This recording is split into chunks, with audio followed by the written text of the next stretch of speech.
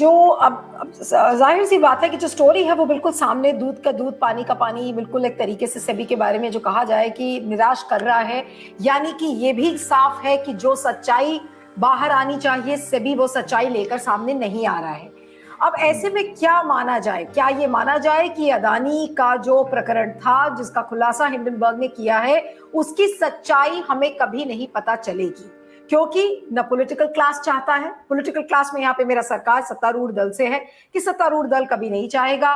प्रधानमंत्री की नजदीकियां हैं अदानी से, इस पर भी कोई इनकार नहीं कर सकता, उसके तमाम प्रूफ चारों तरफ हैं। लेकिन फिर भी जो ये रवैया है, लोग, मैं कुछ सीनियर जर्नलिस्ट से बात कर रही थी जो समय ग्राउंड पर है, उनका ये कहना है कि देखिए अदानी का जो मसला है वो ग्राउंड पर इसलिए नहीं है क्योंकि अदानी का जो मुद्दा है उसको ढक दिया गया है और कॉमन मैन यानी कि गांव गांव में इस समय एक ही मुद्दा लोगों के जबान पर है और वो है G20। और मैं भी आज हैरान थी, मैं किसी एक प्लेटफॉर्म के लिए बहुत ही सीनियर जर्नलिस्ट, बहुत ही रिनाउंड जर्नलिस्ट का मैं इंटरव्यू कर रही थी।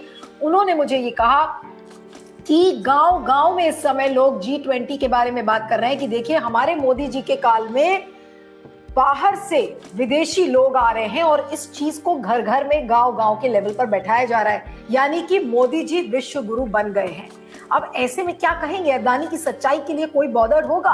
अदानी का इशू कितना बड़ा चुनावी मुद्दा बन सकता है, मुझे तो ये समझ में नहीं आ रहा है। देखिए, चुनावी मुद्दा बनाने का काम तो अपोजिशन पार्टीज का है।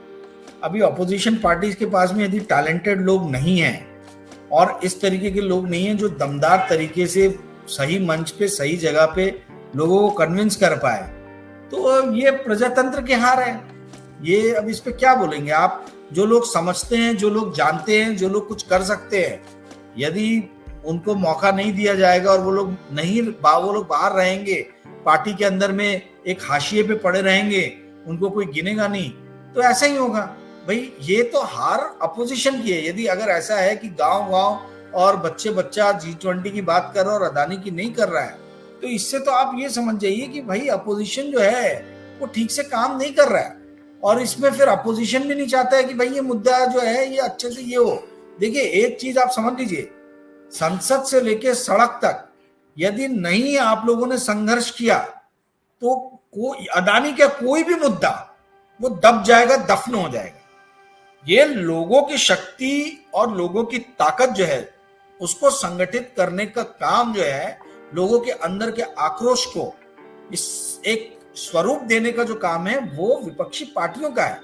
वो मेरे आपके जैसे मीडिया के लोगों का नहीं है। हमने अपना काम कर दिया है और उसके बावजूद भी यदि संज्ञान नहीं ले रहे हैं कोई, तो फिर तो आपको अपोजिशन पार्टीज के लोगों के टैलेंट पे क्वेश्चन मार्क उठाना चाहिए कि भाई आप लोग कहाँ विफल हो रहे हो। ये एसी रूम में बैठ के आंदोलन नहीं होते हैं, एसी रूम में बैठ के संघर्ष नहीं होते हैं। संघर्ष करने के लिए तो आपको जमीन पे उतरना पड़ता है और लाठियां भी खानी पड़ती हैं। तो क्या उसके लिए तैयार हैं क्या? अगर ये लोग तैयार नहीं है भैया, तो जो तैयार है उनके हाथ में दे दो आप, जिनके अंदर संघर्ष करने की ताकत है, आप हट जाओ पीछे। बिल्कुल, और बहुत ही दुर्भाग्यपूर्ण है कि ये सब बातें जो आज हम डिस्कस कर रहे हैं और कि जो सच्चाई है वो सामने नहीं आ रही है। लगातार कोशिशों के बावजूद मीडिया दिखाए या न दिखाए, Q नेटवर्क पर इस चर्चा को हम हमेशा जारी रख रहे हैं और हमारे जो दोस्त हैं राजीव रंजन बिल्कुल तत्परता से लगे हुए हैं और देखते हैं कि कितनी सफलता मिलती है। लेकिन इस मुद्दे को हम छोड़ेंगे नहीं, लगातार इस पर चर्चा बनी रहेगी Q नेटवर्क पर। और जब ये प्रोग्राम आप देख रहे हैं तो ये हमारे तीनों प्लेटफॉर्म्स पर ये लाइव जा रहा है, प्रकाश टीवी, उन्नति टीवी और Q नेटवर्क, 3 लैंग्वेजेस में, मराठी, इंग्लिश और हिंदी। ये तीनों प्लेटफॉर्म्स पर आप अदानी की सच्चाई का ये पहलू राजीव रंजन के साथ और मेरे साथ देख सकते हैं। इस वीडियो को ज्यादा से ज्यादा शेयर करिएगा, फीडबैक दीजिएगा। Thank you so much Rajeev for joining on Q network. Thank you.